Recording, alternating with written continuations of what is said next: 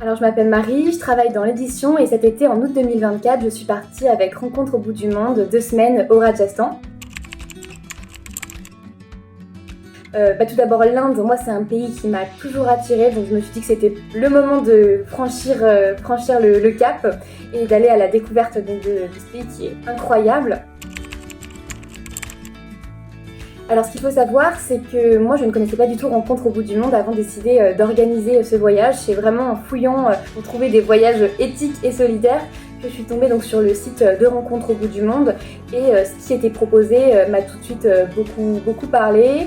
Ce qui m'a aussi beaucoup plu, c'était que Rencontre au bout du monde, il proposait vraiment 2 aspects à la fois dans ce voyage. C'était l'aspect découvrir les lieux touristiques, les lieux qui sont incontournables, mais aussi le temps passé, tous les moments qu'on a passés en fait avec les familles, dans les villages, pour vraiment aller à la rencontre de la population locale. Et moi, c'est vraiment quelque chose qui me tient à cœur dans mes voyages. Je pense qu'on ne peut pas découvrir un pays sans apprendre à connaître la culture, les habitants du pays. Autre chose, moi, qui m'a beaucoup plu chez Rencontre au bout du monde, c'était qu'il n'y ait pas des trop grands groupes.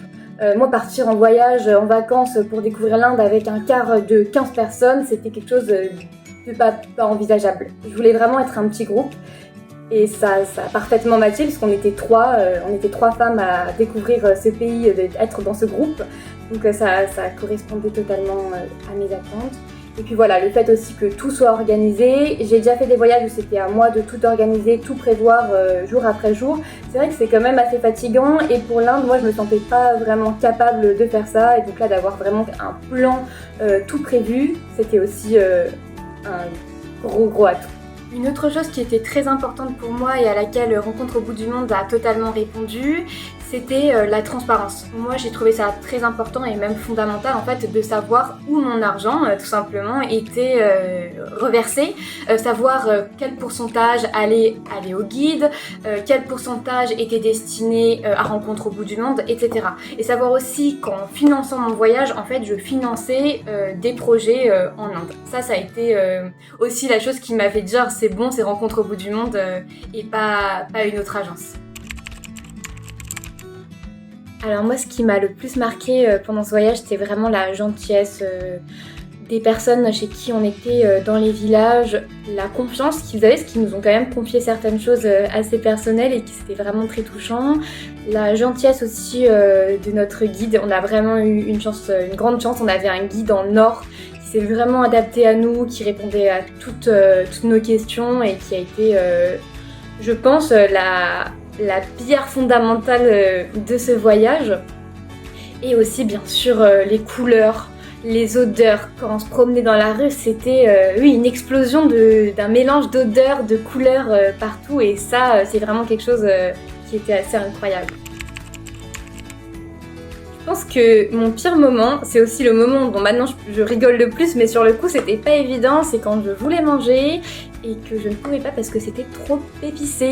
On me disait non mais là c'est bon, c'est vraiment pas épicé. Et en fait, pas du tout. Je mettais la fourchette dans ma bouche, je sentais le goût. Une seconde, je me disais il y a des épices, ça a l'air incroyable. Et après, c'était tellement fort que je perdais le goût. Mais il faut savoir que je suis assez sensible à ce niveau-là et que les 2 autres femmes qui étaient avec moi n'ont pas eu ce problème. Donc c'est pas quelque chose qui doit vous arrêter pour partir en Inde. Alors moi, il y a 3 moments en particulier assez beaux que j'ai vécu dans ce voyage. Alors, il y en a eu beaucoup plus, mais si je devais en retenir 3, c'est vraiment 3 moments que j'ai vécu dans les villages avec les familles et en fait particulièrement avec les femmes. Tout d'abord le premier village où on était, on a aidé les femmes en fait à cuisiner et après on a commencé en fait à danser tout ensemble. Elles nous ont appris les danses typiques du Rajasthan et c'était vraiment un moment presque de sororité en fait. C'était vraiment un moment très fort et très beau. Dans un autre village, on a appris donc à cuisiner les pains typiques de l'Inde. Ça a été aussi ça a été un moment super sympa. On se retrouve entre femmes dans la cuisine, comme ça pourrait arriver en France. Mais c'est là en fait où on parle le plus et où il y a les plus beaux échanges. Et enfin, un autre moment moi que j'ai beaucoup apprécié, c'était dans le dernier village. Il y avait donc une grand-mère et sa petite fille qui avaient, je pense, 15-16 ans. Et elles avaient toutes les deux des cheveux d'indienne incroyables, noirs, épais, longs. Et moi, il faut savoir que j'adore faire des nattes. Et donc je me suis retrouvée d'abord à coiffer la petite fille. Et puis la grand-mère m'a aussi demandé de lui faire une tresse. Donc moi ça a fait écho en moi avec le film qui est une adaptation en fait du livre La Tresse. Et j'ai trouvé ce moment aussi très beau, très fort. On était du coup avec les deux autres femmes avec qui j'étais partie dans la chambre de la grand-mère et de la petite fille. Je me retrouvais à coiffer la grand-mère, puis la petite fille s'est amusée à me mettre du vernis sur les pieds. Enfin c'était vraiment des beaux moments. Moi, ce que ce voyage m'a appris et m'a confirmé en quelque sorte, c'est de me dire en fait, si t'as des désirs au fond de toi, écoute-les. Oui, même s'il y a des peurs qui peuvent un peu freiner ces désirs, parce que c'est vrai, il y a toujours un petit peu des craintes. Moi, je partais avec 2 personnes que je connaissais pas, dans un pays que je connaissais pas.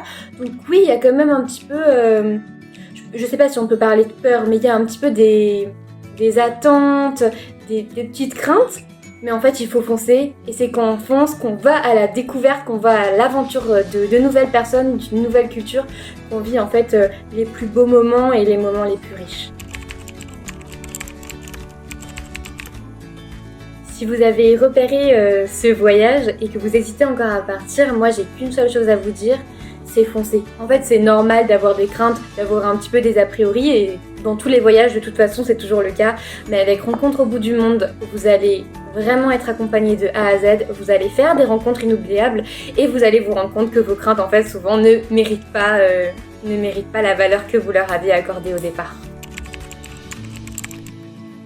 Alors pour terminer avec une petite anecdote, ce qu'il faut savoir c'est que je suis partie donc en août. En août c'est la saison des pluies en Inde. Et donc un des derniers jours il a vraiment plu, mais des pluies torrentielles toute la nuit, et on avait ensuite 5 heures de route à faire en voiture. On est d'abord arrivé au bout d'1 heure de route à une première flaque qui était en fait presque un torrent au milieu donc d'une sorte de départementale. Le chauffeur a essayé donc de passer, on a réussi tant bien que mal en croisant les doigts. Le moteur a commencé à fumer donc on s'est arrêté. Le chauffeur a réparé la voiture, on est reparti, et là on arrive à une deuxième flaque inondation encore plus profonde que la précédente. Donc on nous dit on va attendre que l'eau redescende, mais bon, l'eau ne redescend pas comme ça en 2-3 heures. Donc on a attendu je pense 3 heures à une station-service en jouant aux cartes et en buvant du thé, et on a finalement réussi par trouver un itinéraire alternatif. Mais voilà, c'est quelque chose, maintenant franchement j'en rigole, et ça fait aussi partie de l'aventure du voyage, et c'est ça qui est beau.